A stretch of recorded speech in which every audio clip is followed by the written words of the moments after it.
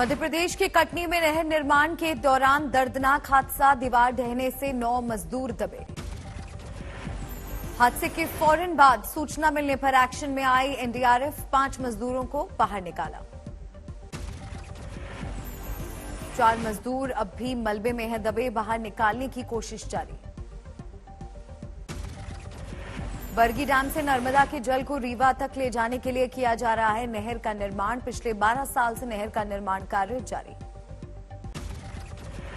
CM Shivraj Singh Chauhan ने tweet कर दी जानकारी, लगातार प्रशासन के संपर्क में हूं, मलबे में दबे लोगों के सकुशल होने की ईश्वर से की प्रार्थना। पंजाब चुनाव में बीजेपी ने चला बड़ा दांव, घोषणा पत्र में पंजाब के युवाओं से सरकारी नौकरी में 75% आरक्षण का किया वादा।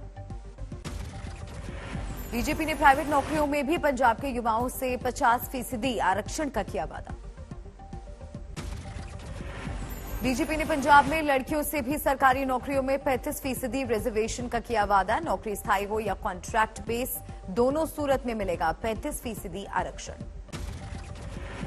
पंजाब में बेरोजगार युवकों से बीजेपी का बड़ा वादा, सत्ता में आने में स्नातक पास करने के 2 साल बाद तक मिलेगा 4,000 रुपए प्रतिमाह बेरोजगारी भत्ता। महिला सुरक्षा पर बीजेपी का जोर, महिलाओं पर अत्याचार के केस की सुनवाई जल्द पूरी करने के लिए बीजेपी ने फास्ट ट्रैक कोर्ट स्थापित करने का भी किया वादा। पंजाब में आज प्रचार में जोर लगाएंगे दिग्गज, देश के गृह मंत्री अमित शाह का आज पंजाब में धुआंधार प्रचार के साथ पूजा पाठ पर जोर। अमित शाह आज लुधियाना सेंट्रल, पटियाला और अमृतसर नॉर्थ में करेंगे प्रचार। दोपहर 12 बजे लुधियाना के दरेसी गांव में पहली रैली। आज शाम 7 बजे अमित शाह दुर्गियाना मंदिर में करेंगे पूजा अर्चन। शाम 7:30 बजे अमृतसर में स्वर्ण मंदिर जाएंगे शाह। पंजाब में आज प्रियंका गांधी भी कांग्रेस की सत्ता में वापसी के लिए लगाएंगी जमकर जोर। कोटद्वार में सुबह सवा 11 बजे करेंगी रैली। पंजाब के बालाचौर में प्रचार के दौरान बीजेपी अध्यक्ष जेपी नड्डा ने उठाया 1984 के सिख विरोधी दंगे का मुद्दा, कांग्रेस पर किया वार। जेपी नड्डा ने कहा, देश की सबसे पुरानी पार्टी ने ऐसी परिस्थितियां पैदा की कि सिख भाइयों और बहनों का हुआ कत्ल। देश भर में दंगे हुए, यही कांग्रेस पार्टी थी जो उस समय ये कहा करती थी और उसके नेता कहते थे कि जब बड़ा पेड़ गिरता है तो धरती हिलती है। जेपी नड्डा ने 1984 के दंगे के बाद राजीव गांधी के दिए बयान की भी याद दिलाई। कहा, दंगे पर कांग्रेसी नेता कहते थे जब बड़ा पेड़ गिरता है तो धरती हिलती है। वही पार्टी अब पंजाब में मांग रही है वोट। जेपी नड्डा ने करतारपुर कॉरिडोर खोले जाने का भी किया जिक्र। कहा, ये पीएम मोदी की वजह से संभव हो सका।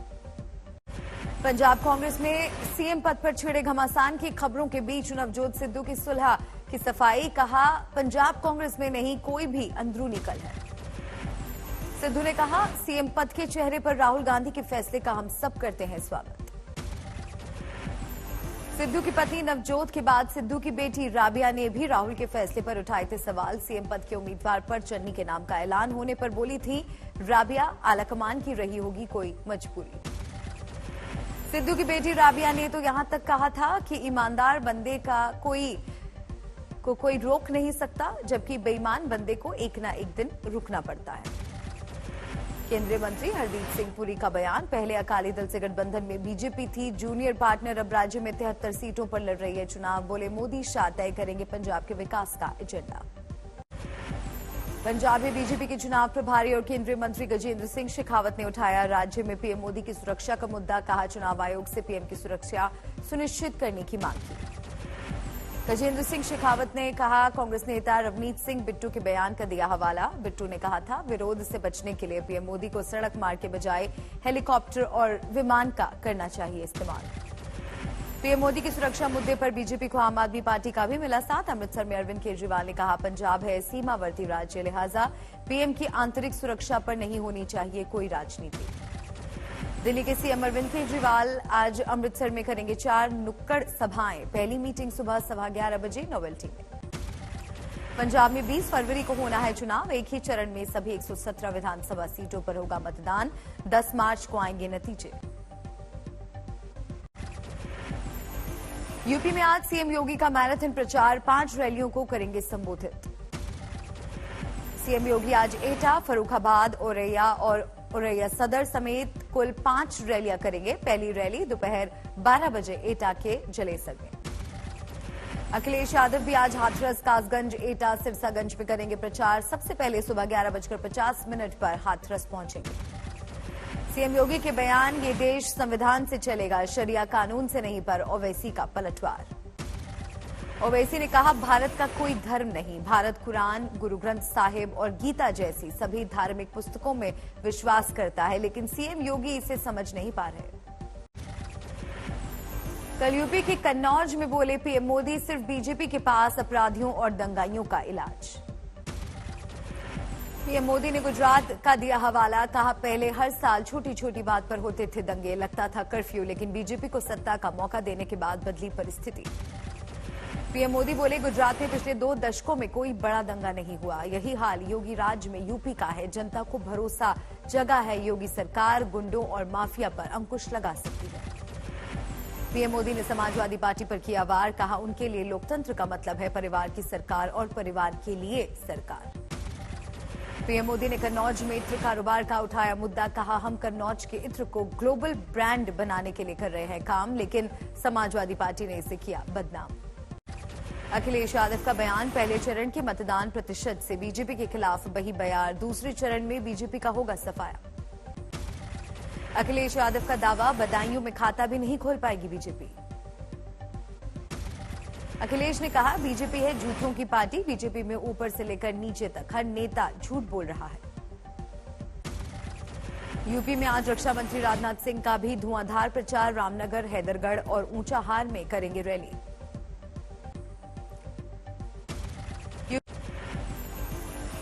उत्तराखंड के सीएम पुष्कर सिंह धामी का भी बयान, बीजेपी सत्ता में आई तो समान नागरिक संहिता का मसौदा तैयार करने के लिए एक समिति बनाएगी और राज्य में जल्द लागू होगा कॉमन सिविल कोड। ओवैसी का पलटवार, कहा, यह समझना होगा कॉमन का मतलब समान नहीं होता, समाज को अपनी संस्कृति के संरक्षण का है अधिकार। असदुद्दीन ओवैसी का बयान, विधि आयोग भी कह चुका है यूसीसी की जरूरत नहीं, लेकिन जब बीजेपी के तलवे की जमीन खिसकने लगती है तो वो इसके बारे में सोचने लगती है। उत्तराखंड के कोटद्वार में प्रचार के दौरान बोले सीएम योगी, हिंदू सांप्रदायिक शब्द नहीं, ये हमारी संस्कृति की है पहचान। राहुल को समझना होगा, उनके परदादा खुद को मानते थे एक्सीडेंटल हिंदू। सीएम योगी ने कहा, कांग्रेस में हिंदू का अपमान करने की होड़, जो ये भी नहीं जानते वो हिंदू हैं या नहीं, वो अब इस शब्द का अर्थ परिभाषित कर रहे हैं। उत्तराखंड के सहासपुर में बोले अमित शाह, कांग्रेस रोहिंग्या को उत्तराखंड में बसाने में कर रही है मदद। पीएम मोदी के वार को प्रियंका गांधी ने बनाया कामकाज की ढाल। पीएम मोदी ने कांग्रेस पर कोरोना फैलाने का लगाया आरोप, कहा, कांग्रेस ने प्रवासियों को गृह जनपद जाने के लिए किया था प्रोत्साहित। प्रियंका गांधी बोली, कांग्रेस ने कोरोना काल में पैदल धूल फांक रहे प्रवासियों की मदद कर निभाया फर्ज, उन्हें यूं ही नहीं छोड़ सकती थी कांग्रेस। गोवा में खनन पर कांग्रेस बीजेपी में छिड़ी जंग, सीएम प्रमोद सावंत बोले, जल्द शुरू होगा लॉ अयस्क का खनन। हिजाब पर देश में सियासत गर्म, मालेगांव में एक उर्दू घर का नाम कर्नाटक के हिजाब गर्ल मुस्कान खान के नाम पर रखा गया। हिजाब विवाद मामले में सुप्रीम कोर्ट में एक और अर्जी, वकील फरहा फैज ने अपनी याचिका में कहा, धार्मिक अधिकारों से मौलिक अधिकारों की अहमियत ज्यादा। हिजाब प्रोटेस्ट की आड़ में पाकिस्तानी खुफिया एजेंसी आईएसआई की बड़ी साजिश, आईबी ने जारी किया अलर्ट, भारत में हिजाब रेफरेंडम के पोस्टर जारी किए। भारत में हिजाब रेफरेंडम के लिए बनाई गई वेबसाइट सिख फॉर जस्टिस के चीफ गुरवंत सिंह पन्नू ने आईएसआई ने जारी करवाया वीडियो। बंगाल में मुर्शिदाबाद के एक स्कूल में हिजाब की मनाही के खिलाफ जबरदस्त बवाल, टीचर के मना करने पर भड़के लोगों ने की तोड़फोड़, हिंसा में अब तक 18 गिरफ्तार। बिहार के सहरसा में हिजाब के समर्थन में पैदल मार्च, हाथों में तख्ती और पोस्टर के साथ हिजाब पहनकर शामिल हुई महिलाएं।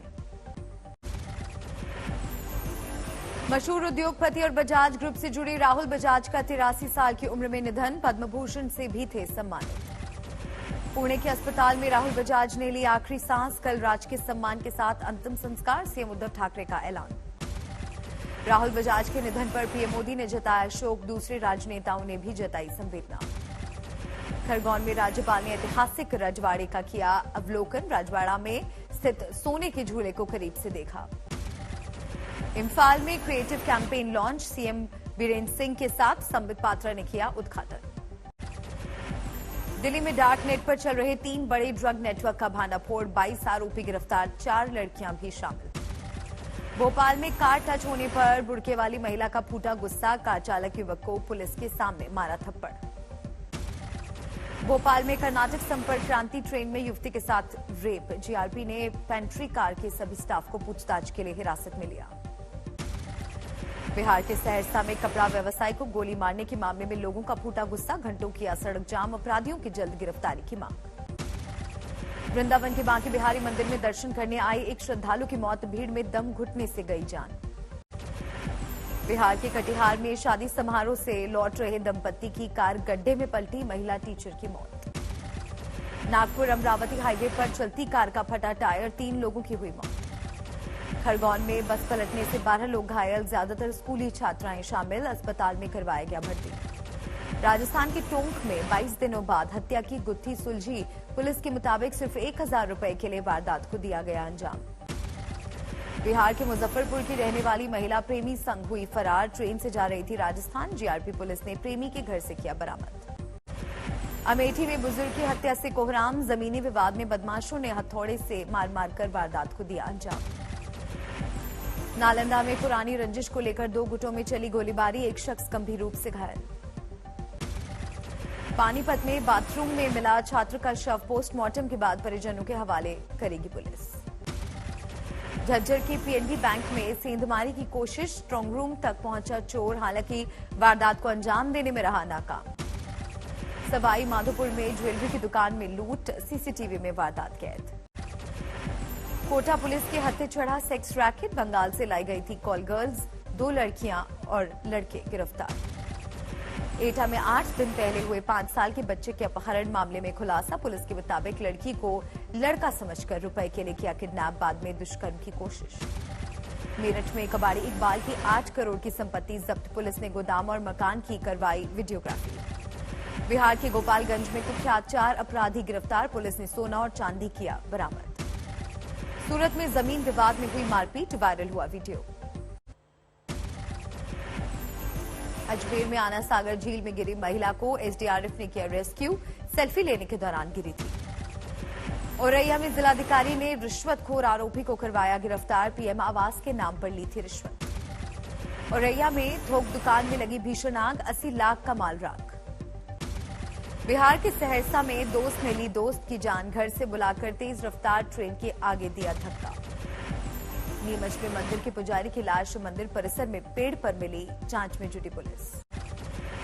बेंगलुरु में आईपीएल सीजन 15 के लिए खिलाड़ियों की नीलामी का आज दूसरा दिन। कल मुंबई इंडियंस ने ईशान किशन को 15 करोड़ 25 लाख में खरीदा। चेन्नई ने दीपक चहर को 14 करोड़ में खरीदा। पंजाब किंग्स 11 ने रबाडा को 9 करोड़ 25 लाख में खरीदा। पंजाब ने लगाई शिखर धवन के लिए बोली 8 करोड़ 25 लाख। गेंदबाज ट्रेंट बोल्ट को राजस्थान ने 8 करोड़ में खरीदा। गुजरात टाइटंस ने मोहम्मद शमी को 6.25 करोड़ में खरीदा। हैदराबाद से दिल्ली गए डेविड वार्नर। दिल्ली कैपिटल्स ने 6 करोड़ 25 लाख की लगाई बोली।